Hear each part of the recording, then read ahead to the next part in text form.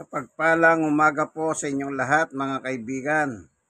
Ito po ang inyong kaibigan kay Jesus, Brother Manny Bautista, na isa pong senior citizen, 64, stroke nose, 6 na taon, at person with disability dahil itong tuhod ko, may tama ito, may punit po dito.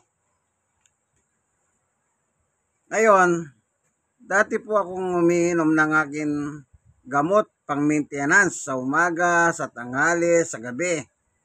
Dahil po yun ang utos ng doktor, ng neurology, After mahigit na 2 taon po, naisip ko, napasin ko, ganito na ako nung nagpatingin ako sa doktor. Kumbaga, kaya ako nagpunta sa doktor, gusto ko lang alamin, bakit nag-i-sticky po yung dila ko. So, ang findings ng doktor, na-stroke ako. Ang finding nga po, ayon sa laboratory na ginawa po sa Hospital ng Maynila, ay stroke nose. Ayun, sabi niya sa akin, mag-daily maintenance ka, umaga, tanghali, gabi. Tapos po, pinagpatuloy ko po yun sa center na lang. Kasi sa center may gamot. Sometimes wala. So, sabi ko sa sarili ko, bakit ako nagme-maintenance? Anong ginagamot ko? Ganito na ako nung nagpunta ako sa kanya Ngayon, 5 taon na nakakaraan. So, ang ginawa ko po, ininto ko na yung pag-inom ng gamot. Ang pinalit ko po, una, luya, bawang, kalamansi. Kung walang kalamansi, yung lemon. Ngayon, may 1 taon po, nakaramdam ako ng mga pagkahilong malupit, matinding pagkahilo. Halos hindi po ako, pero malakas ang katawan ko. Pero yung hilo ko, yun ang gumugupo sa akin. Kahit malapit po yung relong ganyan, hindi ko siya mabasa-basa. Parang lumuluwang mga mata ko, luluwa, lalabas. Kaya nagpatingin ako sa doktor dito po sa amin, private naman. Ayun, naikwento ko sa kanya. So, ang kanyang findings, tinignan po ako. Sabi niya, acidic ka. Yung kalamansi, sabi niya, acid yan. Siguro naipon na sa katawan mo yan, kaya ngayon nararamdaman mo na, sabi niya. So, into mo na yon, sabi niya. Huwag kang kakain ng mga maasim. Yung may kalamansi, sabi niya, tigilan mo na yon. So, pinalit niya, yung bawang, wag mong aalisin niya, sabi niya, magandang bawang. At palitan mo lang ng luyang dilaw. Sabi nitong, kailan lang, mga 3 weeks po, nagpatingin ako. Yan naman ang ginawa ko, kaya umiinom ako ngayon ng bawang at saka luyang dilaw, pinakulo. Pag meron kang ani, sabi niya, lagyan mo. Kaso po, naubos na yung ani ko Naubos na. Baka gusto niyo naman magpadala. Ito, wala nang laman, Wala nang laman.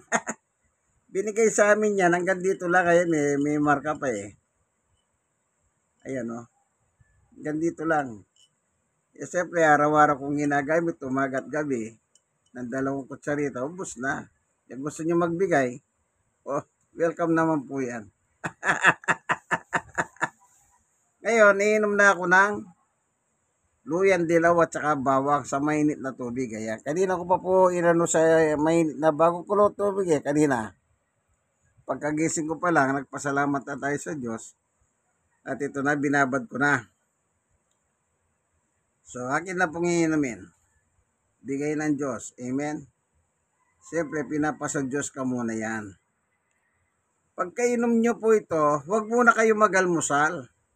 Tandaan nyo, huwag muna kayong magalmusal.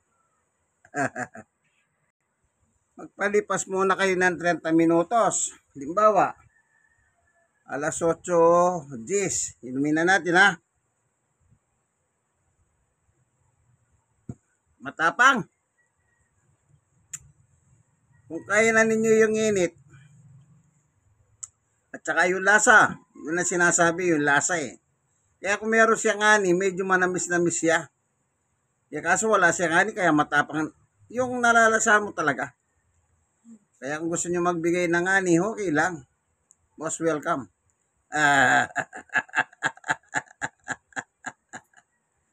Ano po?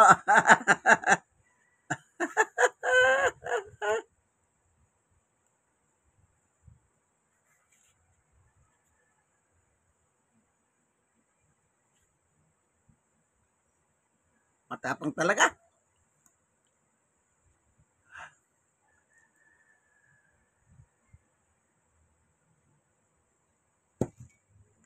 Sige.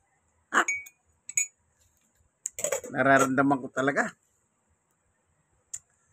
Nasa gumagamit lang. Kung kaya nyo, okay lang.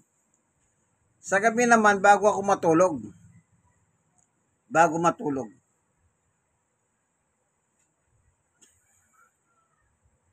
Like, share, at i-share nyo po sa iba. Kayong mga nasyaran, i-share nyo po sa iba. Ayan, lumigay pa ako. God is good. All the time. Bigay ng Diyos ha. Siyempre, Diyos ang nanggaling lahat yan. Amen, amen. In Christ alone. Tandaan nyo, in Christ alone. Bye-bye.